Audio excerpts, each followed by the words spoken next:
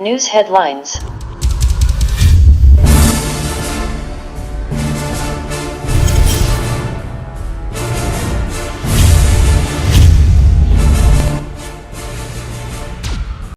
The news.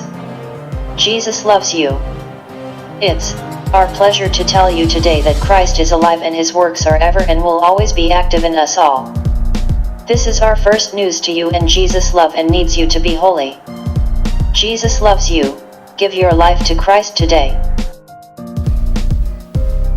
Hello everyone. This is my official first video in which I'm to talk, and that's about the state of the nation. I was doing blogging. I was doing vlogging, uploading video, my normal news. I was trying to upload my normal news in the morning, and I came about this article which really touched me. And the article was by Mr. Kofi Adams from Ghana, and he said he was advising the youth there that please be wise in your voting, because Nigerians are now crying because they voted Goodluck Ebele off. Of course, it was in my news, but it sets me thinking, my dear fellow youths, today the Nigerian economy is so bad. People are even afraid to talk. Some people are afraid they will arrest them, or that because they have skeletons in their body, they cannot talk. And we're pure Nigerians, and we must talk. We have to say our mind. Nigeria is for all. Mr. President said he's voting for nobody, it's for everybody. That is not the question right now. And what I'm trying to say is really, look at what Aisha Buhari said sometime, that those who are in some ministries or in some positions did not pursue the manifesto of APC. Well, beside that, Mr. President as a person may have his goodwill to rule the country. But my question now is, who changed Mr. President? Who changed him? Why is it that the policies are not being felt by the common man on the streets? The government wants us to get out of recession. Nobody should engage in black market again. If you are caught hawking any foreign currency, you go to jail. Bank will be more equipped with more staff so that people can be safe. So when you demand for dollar, when you demand for any foreign currency, your time will not be wasted. For people to be able to take this foreign currency from the bank, they should provide a BVN. Before people should demand for dollar, they should provide a BVN. And if somebody is demanding more than 1 million naira, then the person them should be documented to the government for scrutiny. In corrupt leaders in all parastatals, in all arms of the government, once caught and tried and found guilty, should be shot. Until we do this, Nigeria will not be sanitized. Look at Ghana. If you are a policeman and you engage in bribery, you are shot. That is it. Until people say death penalty, I'm telling you that some people will not desist. Or if you want to pity them, then they should go to jail. But I have to speak, because how many times do I go on the street and somebody begging, just say, buy me food. You buy today, you buy tomorrow, buy next tomorrow. Man, it's not funny. People are hungry in the streets. Who chained Mr. President is what you want to know. Who chained him? NYSC should be scraped.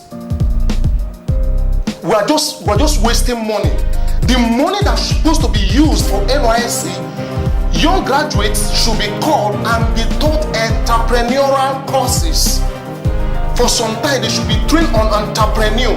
And when they are now trained, instead of giving them those money, the government should also get those money and then be able to finance them.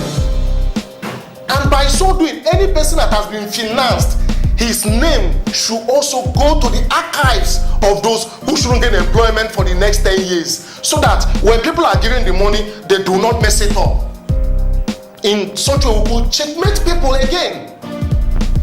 Sequentially speaking, business studies should be taught in a secondary school, whether you are doing science, any subject you are doing at all. Business studies should be done. I mean, it is not funny.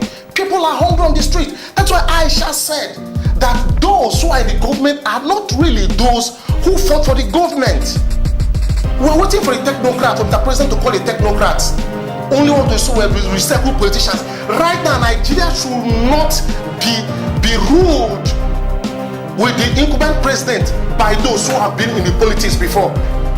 They have nothing to offer us. I mean, they have not to offer us. Please, if you are godly, take this video, share this until it gets to Mr. President. The youths are dying, people are hungry. Change those whom you are working with. They don't know what they do. They don't know what to do. The country is sinking. Some people say, but this is not military era. That is pure nonsense. Americans, are they doing? Is it military people who are ruling them? Ghana, is it military people who are ruling them? Other African countries. Yet, but the largest economy, but the common man inside is suffering. He is dying. And this is being ripped off by one unnecessary policies that is fitting in. I tell you, youth, the next campaign, do any person that gives you money, do not vote for that person. Any person that gives you as little as t-shirt, bag of rice, eat it. Do not vote for that person. People are tired. I'm tired of doing charity. In fact, I've run dry of charity. In fact, I even need charity. The question today is, who really changed Mr. President to recycle the recycled politicians in the system? They are choking the system. They are choking the system. And I have to say it. That is why we have all this militancy, kidnapping. They will catch criminals. They are graduates. And we shoot them. There is God. There is law of karma. There is death. It's awaiting all of us. It's not only these poor ones. And everybody will live to receive his judgment. If you like, be in the Senate, you will not be there forever. Go to the archives of your country, of our country. People were there before you, and some left. Where are the likes of Nnamdi Azikiwe? Where are the likes of Murtala Muhammad? Where are the likes of? In my next episode, I believe then I'm going to say more so people will begin to take things very serious. We the youths, we are tired. And if you think killing us is the main thing, sorry. People are not afraid of death. Jesus Christ died 33 years. I am way far beyond his age. So, do you think death scares people again? Who changed Mr. President? Who are changing his policies? Who are changing his policies? Just like Goodluck was a very good man, but he was surrounded by vultures. The same thing I will say right now. President Muhammadu Buhari is in chain and he's being surrounded by vultures. Let us do these few things, and I believe recession will begin to die natural death. Number one, scrape up the real change. No more straight talking of dollars. Number two, people who want to get the dollar from the bank above 1 million naira, their name should go to the federal government for scrutiny. Number three, any public servant that is found corrupt should be shot or go to jail. Number four, NYC should be scraped. Rather, people should be taught entrepreneurial course and then be helped to grow. Teach a child how to catch fish and you eat fish forever. And last but not the least, business studies should be taught in our secondary school, no matter the course you are doing, so that people will begin to know, to appreciate what it means to be in commerce. Because even in the church, there is commerce. St. Paul was never lazy, and I believe he's one of my mentors. Thank you, Nigerians. We or the other have chained him with a self-aggrandizement, and that is why, due to selfish interests, the country is dying, the country is choked, and Mr. President look as if he's in chain, because I think, really, I will tell you, he is in chains. And that brings the question, who gave him the recycled politicians, and why did he accept the recycled politicians?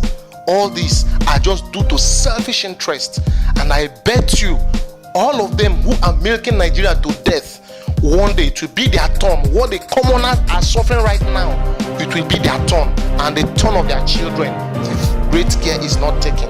I wish that children will pray their parents out of this who are milking this nation to death. As for me, I belong to no party, and all I'm saying is, please let this country be good again once more. I I belong to no party. I'm speaking nobody. I'm speaking no partisan's mind. I'm speaking for the commoners, like any other wealthy man out there. Because he too is also a Nigerian, a human being who deserves to live.